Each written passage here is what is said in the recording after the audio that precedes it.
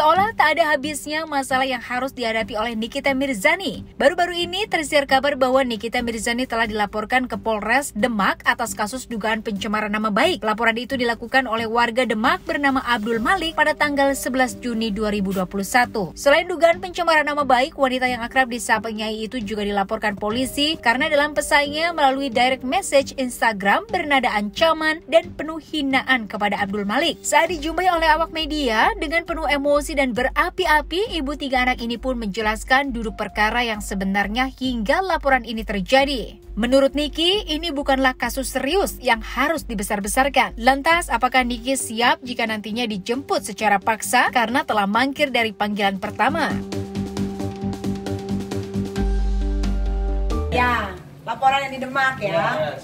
Jadi gini, tadinya kan saya nggak mau cerita nih masalah yang ini karena ternyata Tuhan Maha Baik. Jadi dia sendiri yang membuka sendiri aibnya ya. Dulu bulan Maret saya ulang tahun, di tanggal 18 saya dikirimin bunga papan besar banget yang mengatasnamakan seseorang yang sedang berkasus hukum. Padahal saya tidak pernah kenal orang tersebut, ya kan? Dikirimin. Saya masih diam, ya kan? Saya pikir ya udahlah, mungkin orang-orang iseng aja mau ngetes gitu kan kekuatan bagaimana. Udah sering berjalannya waktu, ada lagi teror-teror berikutnya yang saya dapatkan sendiri secara pribadi sampai ke area rumah saya, sampai ke manajer saya diintilin, diteror, sahabat-sahabat dekat saya pun diteror. Tapi saya masih diam. Padahal kalau teror itu saya mau laporkan ke polisi bisa banget gitu kan. Tapi saya pikir kayak kalau saya meladeni dia itu yang mereka mau gitu kan. Saya diam. Jadi salah satu pekerja di rumah saya itu tahu betul orang ini yang melaporkan saya yang di polisi Demak, tahu betul siapa ini orang. Saya DM, saya tanya, kapan kira-kira mau kirimin saya bunga lagi? Saya DM-nya untungnya masih pegang, belum saya hapus ya. Jadi kalau yang katanya polisi Demak itu Demak ya. Sebentar, Demak lagi. Nih sebentar saya liatin dulu ya. Mana ya? Saya ada. Nah, katanya kan pencemaran nama baik sebagaimana yang dimaksud pasal 45 Junto 27 ayat 3, terus tentang informasi dan transaksi elektronik atau barang siapa yang melakukan kejahatan menista dengan tulisan dalam hal yang dilakukan sedang diketahui tidak benar bagaimana pasal 311 KUHP dan mendistribusikan. Jadi saat saya nge-DM laki-laki tersebut, Instagramnya tidak dikunci. Kalau tidak dikunci kalian tahu artinya kan, berarti bisa dilihat halayak ramai. Setelah saya DM, saya bilang kapan mau kirimin saya bunga lagi. Kalau bisa bunganya yang lebih besar, ya kan? Itu buat saya biasa aja. Saya DM terus gitu. Lain kali kalau kamu cuma mau minta uang, minta sama saya akan kasih lebih dari bos kamu yang nyuruh kamu ini, gitu kan? Tapi cuma dibaca, tiba-tiba dibales. Maksudnya dia belaga bego gitu kan. Nah, setelah dia bales, kan saya lihat lagi dong Instagramnya ternyata udah dikunci dan isi foto-fotonya udah dihapus, tinggal 2 doang. Nah, di situ saya bilang, kamu mau saya laporin polisi atau kamu yang laporin saya polisi? Laporin deh cepetan gitu kan. Jadi saya nggak susah-susah untuk menjelaskan kronologis yang terjadi dalam hidup saya kurang lebih dari bulan Maret sampai sekarang gitu. Ternyata malah kalian duluan yang tahu ada surat laporan polisi Demak ya. Demak, saya nggak tahu apa-apa tuh. Pas saya lihat siapa sih pelapornya, oh Malik. Oh pas saya cek lagi, oh ini orang yang saya DM. Dia bilang katanya saya mengancam dia, padahal isi DM saya tidak ada pengancaman. Dia bilang katanya mencemarkan nama baik. Saya ada posting memang foto dia, tapi hanya posting saja, tidak ada kata-kata. Jadi di mana pasal pencemaran nama baik undang-undang ITE-nya? Saya tahu kok siapa yang bermain di belakangnya dia.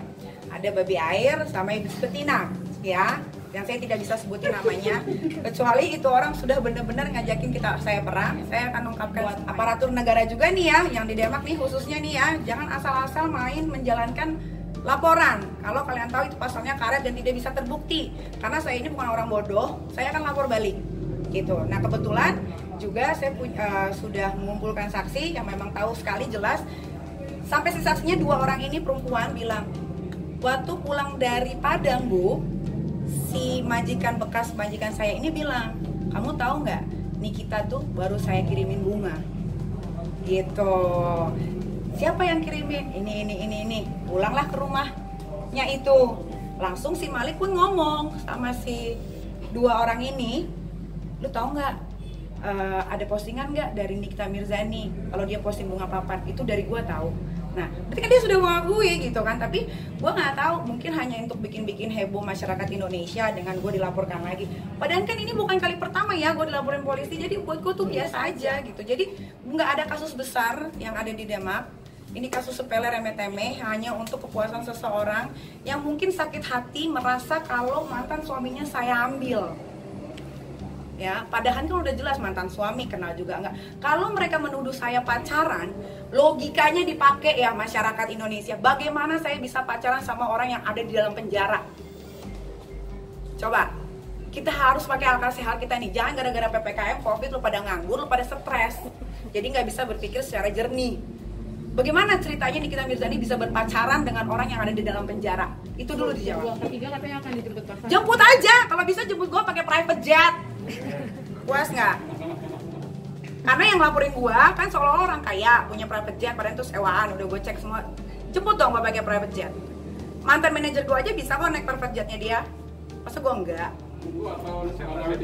Tidak penting untuk saya tanggapi laporan ini ya. Kalau memang saya mau dijemput, saya tunggu di rumah. Mau kapan? Saya siapin bakso, es teh manis, mie ayam, sama mas batangan. Puas? Emosi nih. Tapi ada rencana mau laporin balik nggak? Iya, karena ini kasus sepele gitu. Kalau kasus apa kayak ini kita nipu orang, nih kita bawa kabur uang orang, itu seru gitu loh. Belum pernah kan ada berita gue ngebawa lari uang orang atau nipu uang orang? Mana ada? Paling yang dilaporin pencemaran nama baik lagi, pencemaran nama baik lagi. Hei, nama kalian tuh udah busuk, tau nggak? Gak ada yang dicemarin gitu loh. Sekarang logika ya. Orang biasa sederhana bisa melaporkan saya ke polisi, lalu langsung dilayangkan surat panggilan.